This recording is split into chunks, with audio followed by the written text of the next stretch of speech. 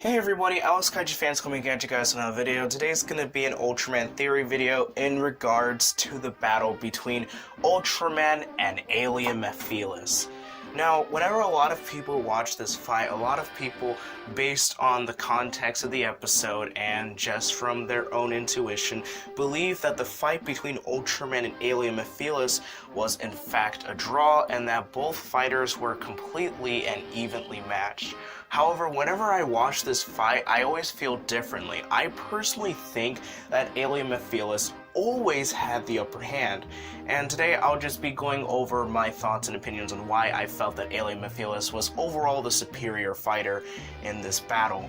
When you look at alien Mephilas, Ultraman tries to use his different techniques, and something that we have learned about Ultraman is that he has so many different abilities and techniques, and then sometimes he just kind of comes up with them seemingly out of nowhere. You know, a lot of people complain about characters in movies today or TV shows that gain abilities or are too powerful in the beginning. But if you look at Ultraman as a character, he just pulls stuff out of nowhere. So in the very beginning, Ultraman tries to use the Ultra Slash against alien Mephilas.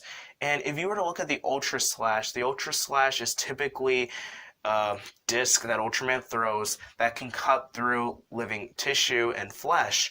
However, this disc has been known to be stopped by Gubila's drill, which was able to be reflected back at Ultraman. Now, if you take a look at Mephilas, he just shoots his ray at it and it just blows up, showing that even though the Ultra Disc can be reflected through a drill, it can in fact be tangibly destroyed. It's not invincible or indestructible because Mephilas was able to destroy it with his own ability. So this shows instantly to Ultraman that he is not necessarily able to counter Mephilas' abilities, and that Mephilas can actually counter his abilities instead. When the two are engaged in aerial combat, Mephilas actually manages to shoot Ultraman out of the sky, which is pretty impressive since not many characters have been known to be able to shoot Ultraman out of the sky before. And when you look at Ultraman and Mephilas, generally Mephilas has the upper hand. If you just study Ultraman's body movement, you can tell that he is currently running low on stamina. Although his color timer never blinked in this episode, it is clearly evident just by the manner in which he tries to struggle to even stand up that he is currently stunned, that his stamina is running out, and Mephilas takes this opportunity to kick Ultraman, and you just hear the grunts and the pain in Ultraman's voice. And although Ultraman does land a couple of good hits on Mephilas, whenever Mephilas returns with his own counter, Ultraman typically struggles more to recover from it. Now, you may say that, okay, Alex, if you believe that Mephilas can defeat Ultraman, then why didn't he just defeat Ultraman and he just called it a draw? Well, the reason why is because whenever a lot of people make these theory videos about different forms of entertainment or when they speculate over certain things, a common aspect that is never taken into consideration is not necessarily if they could, but why they didn't or why they shouldn't. And the reason why I personally believe, and why I think anyone could agree with this, about why Mephilas didn't just defeat the original Ultraman is because that wasn't necessarily his intention.